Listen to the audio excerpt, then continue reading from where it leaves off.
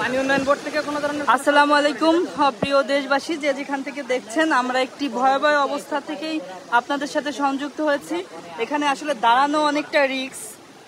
এই পাহাড়টা কিন্তু প্রতি মিনিটেই ভাঙছে, তারপরে খুব কাছ থেকে দেখানোর চেষ্টা করছি কি পরিমাণ ভাঙছে। প্রায় 200 হাতের মতন পাহাড়ের মতন গতি নিয়ে মনে হচ্ছে পানি যাচ্ছে, এবং পানিটি ঢুকছে প্রায় 20,000 মানুষ যে বসবাস করে 13টি গ্রাম, সেই গ্রামে। তো 20,000-এরও বেশি মানুষ এই পুরো সাইডটায় বসবাস করে, যাদের অবস্থা খুবই খারাপ। এবং আমরা গিয়েছিলাম, অনেক মানুষ কালকে থেকে সামান্য খাবার পর্যন্ত কিচ্ছু নাই, এবং সবকিছু ধূলিসাৎ হয়ে গিয়েছে।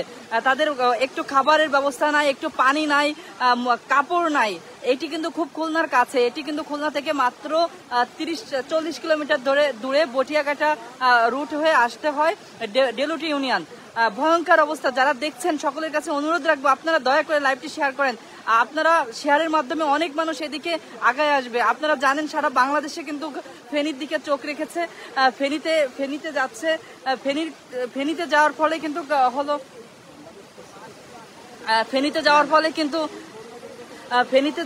কিন্তু এই নজরটা কিন্তু মোটেই পড়ে নাই। তো যারা দেখছেন সকলের কাছে অনুরোধ রাখবো, এইখানে কিন্তু অনেক সহায়তা প্রয়োজন, এবং কিভাবে পানি ঢুকছে আপনারা দেখতে পাচ্ছেন। হলো ভয়ঙ্কর অবস্থা। যারা দেখতে পাচ্ছেন, দয়া করে অনুরোধ রাখবো, আপনারা দয়া করে লাইভটি শেয়ার করবেন। আমাদের যারা দেখছেন, আমাদের প্রত্যেকটা গ্রুপে একটু শেয়ার করবেন। এখানে প্রচুর ভয়ঙ্কর অবস্থা। ভাই সাবধানে যান। ভয়ঙ্কর অবস্থা, হাজার হাজার মানুষ প্লাবিত, তাদের ঘর বাড়ির চিহ্ন নাই। এবং এমন বলতেছিল, যখন এই বেগে পানি ঢুকতেছে, অনেক অসহায় বাচ্চারা, ছোট ছোট বাচ্চারাও হলো পানির সাথে ভেসে যাচ্ছে। এরকম ঘটনা ঘটেছে, বৃদ্ধরা ভেসে যাচ্ছে, কেউ কাউকে যে ধরবে সেই অবস্থায়ও নাই। ভাই সাবধানে, ভাই যায় না, ভাই ওইদিকে যায় না, কোন সময় টান দেবে ঠিক পাবেন না কিন্তু। ভাই এইদিকে যায় না, যান। এই সাইডটা কিন্তু আস্তে আস্তে ভাঙছে, মনে হচ্ছে পাহাড়ের মতন মানে পানি ঢুকছে। পুরো 20,000 মানুষ হলো এখানে পানিবন্দী অবস্থায় আছে। খুলনার খুবই কাছে এটি হলো পাইকগাছা, ডেলুটি ইউনিয়নের কালীগঞ্জের। খুলনা থেকে সব মিলায় 40-50 কিলোর ভিতরে, খুলনা থেকে মাত্র 40 কিলোর ভিতরে কিন্তু এই অবস্থা ঘটেছে। এবং এখানে যে বান্ধার কিন্তু কোনো ব্যবস্থা নেই। বান্ধা হয়েছিল, কিন্তু সেটা কিন্তু কোনোভাবেই থাকছে না। হ্যাঁ,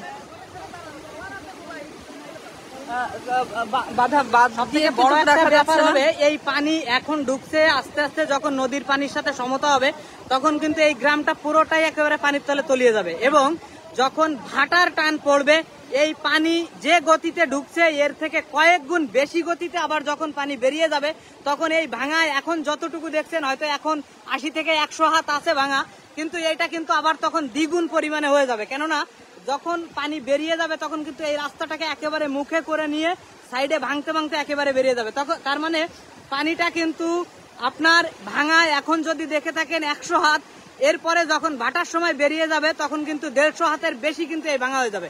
কেননা এই ভাঙন কুলের অভিজ্ঞতা আমাদের আছে, আমার আছে। আমি এই ভাঙন বিষয়টা বহুবার চোখের সামনে দেখেছি।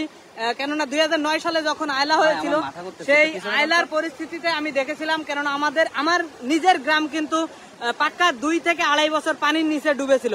কেননা আমরা কোনো মতেই গ্রামবাসী হোক এবং সমস্ত মানুষ মিলে এই বাঁধ কিন্তু ঠেকাতে পারিনি। তো সেই পরিস্থিতি যখন দেখেছি, তখন এখনো কিন্তু সেই রকমই একটা পরিস্থিতি দেখতে পাচ্ছি। এই ভাঙন কিন্তু খুব সহজে বাঁধ দেওয়া বা খুব সহজে এটাকে মেরামত করা একেবারেই অসম্ভব।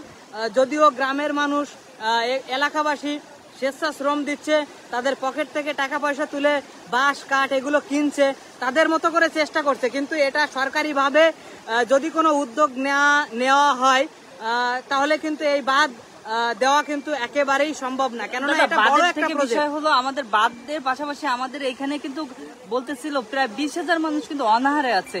সেই অনাহারে থাকা মানুষের কিন্তু পাশে থাকা আমাদের সব থেকে জরুরি। বাঁধের বিষয়টা সরকার দেখবে, যারা দায়িত্বরত আছে তারা দেখা উচিত, জরুরিভাবে দেখা উচিত। এই 20,000 মানুষ কিন্তু বাঁচাতে হলে এখনই পদক্ষেপ নিতে হবে। যারা দেখছেন সকলের কাছে অনুরোধ রাখবো, যারা দেখছেন সকলের কাছে অনুরোধ রাখবো, দয়া করে আপনার লাইভটি শেয়ার করতে থাকুন প্লিজ। এটি আসলে কোনো সংগঠনের পক্ষে একক কোনো সংগঠনের পক্ষে এখানে আসলে কাজ করা পসিবল না। এখানে অনেক মানুষের সহায়তা প্রয়োজন, হাজার হাজার মানুষের আসলে বিপদে আছে। যারা দেখছেন আমি আবারও সকলের কাছে অনুরোধ রাখবো, আপনারা দয়া করে লাইভটি শেয়ার করুন এবং এখানে বিপর্যয় একটু তুলে ধরুন। আপনারা জানেন ফেনী সহ কুমিল্লার অবস্থা সকলেই জানেন, এখানে হাজার হাজার মানুষ সহযোগিতা যাচ্ছে।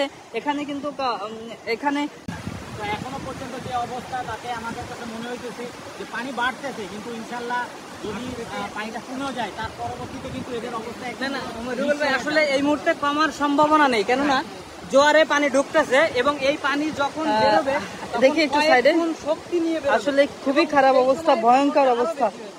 ভাই ওনার এখানে গ্রামের লোকজনকে ডাকবেন, ওদের সবাই ডাকবেন, দেখা ওদের কয়েকজন দায়িত্ব হবে।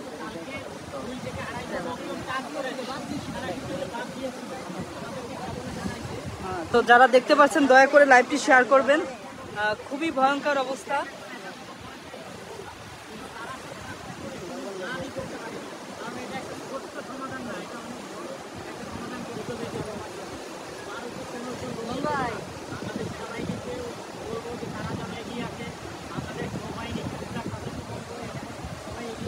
আসলে স্বচক্ষে না দেখলে বোঝানো যাবে না এখানে বিভৎসতা, ভয়ঙ্কর অবস্থা। এই হারে গণহারে পানি ঢুকছে।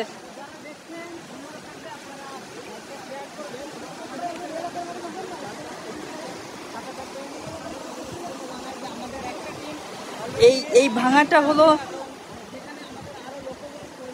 এই ভাঙাটা বেড়ে যাবে বলতেছিল।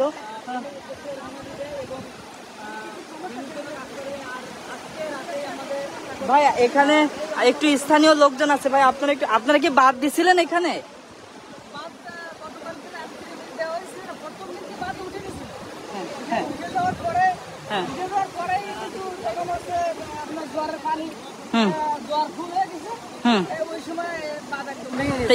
এর পরবর্তীতে তো মানে ভাঙা আরো কঠিন, মানে বাধা তো আরো কঠিন হয়ে যাবে, তাই না?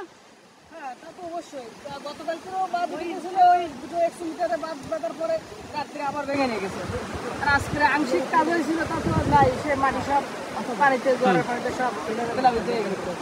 আর ঘর বাড়িতে তো হাঁটু জল, কারো আছে হলো খাবার দাবারের অবস্থা কিভাবে?